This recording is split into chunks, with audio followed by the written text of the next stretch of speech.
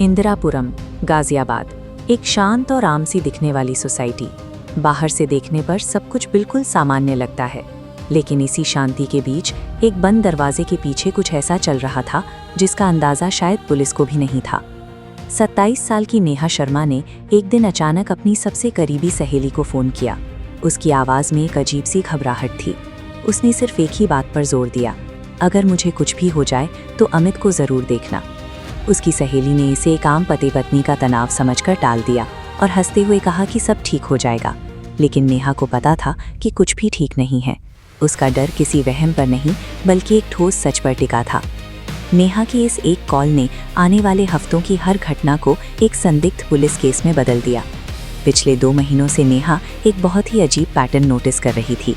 हर रात ठीक 2:17 पर उसका पति अमित चुपचाप उठता, दबे पांव किचन में जाता, कुछ करता और वापस आकर सो जाता।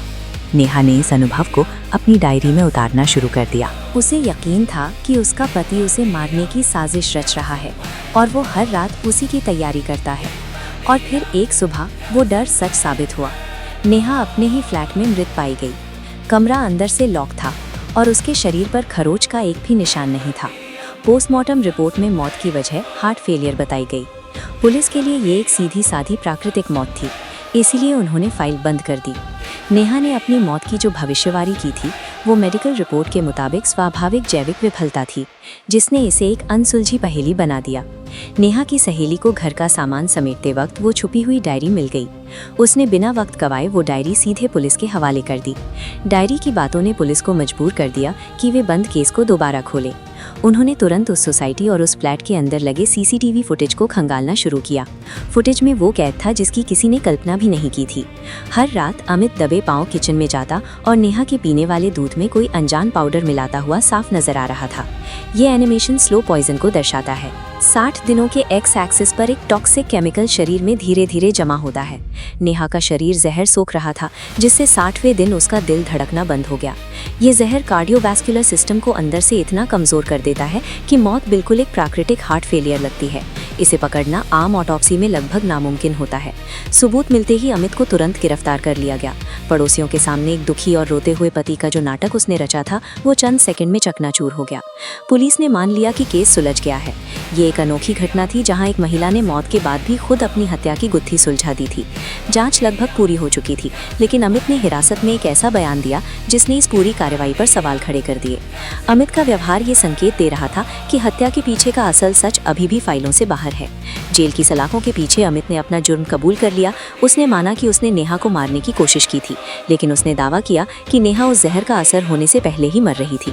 इस बयान के बाद एक नई मेडिकल जांच बिठाई गई। ये डायग्राम दिखाता है कि नेहा को एक रेयर जेनेटिक हार्ट कंडीशन थी। जेनेटिक डिफेक्ट की वजह से दिल के टिश्यू 3 महीने के स्केल पर अपने आप नष्ट हो रहे हैं। ये बीमारी इतनी खतरनाक थी कि अगले 2 से 3 महीनों में नेहा का हार्ट फेल होना तय था। जेनेटिक बीमारी की लाइन और स्लो पॉइजन की लाइन ठीक एक ही बिंदु पर आकर मिलती हैं। अमित एक ऐसी महिला को मारने की कोशिश कर रहा था जिसका शरीर पहले से ही एक टर्मिनल बीमारी से जूझ रहा था। तभी नेहा की डायरी का आखिरी मुड़ा हुआ पन्ना पुलिस के हाथ लगा। इस पन्ने पर बड़े और गहरे अक्षरों में एक सवाल लिखा था, मैं अकेली क्यों मरूं?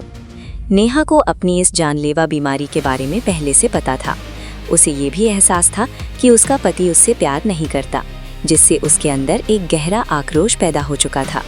उसने अमित को खुद को जहर देने का पूरा मौका दिया और हर कदम को अपनी डायरी में दर्ज किया, ताकि उसकी प्राकृतिक मौत के बाद अमित कानून की नज़र में उसका कातिल बन जाए। जब अमित अपनी साजिश को अंजाम दे रहा था, नेहा अपनी डायरी के जरिए उसे उम्र कैद की सज़ा की ओर ले जा रही थी। नेहा की कहानी उसके साथ ख़त्म हो गई, लेकिन उसने ये सुनिश्चित कर दिया